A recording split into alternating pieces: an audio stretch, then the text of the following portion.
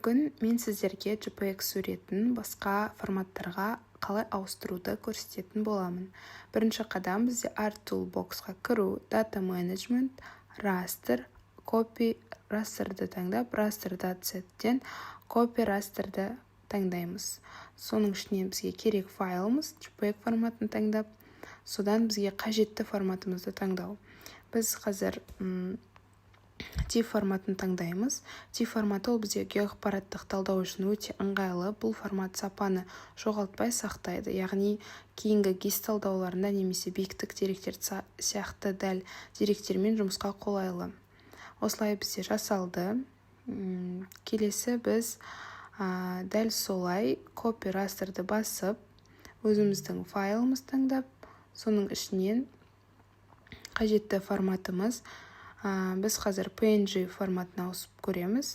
Оның бізде PNG форматы ол бізде сапасы жоғары, бейнелерге арналған формат.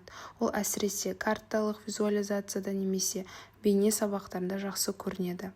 Ал файл көлемі JPEG пен салыстырғанда сәл үлкен болуы мүмкін. Осылай бізде JPEG форматы PNG форматына ауысты.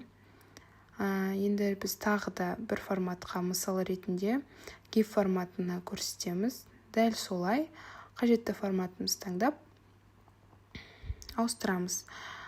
GIF ол бізде вебке, презентацияға немесе визуалды материалға ыңғайлы. Бұл формат әдетте тек визуализация үшін қолданылады, бірақ талдау үшін қолайлы емес. Осымен біздің JPEG форматын басқа форматтарға айналдыру видеомыз аяқталды. Егер сізге бұл видео ұнаса, видеоға лайк басып, каналға тіркелуді ұмытпаңыз.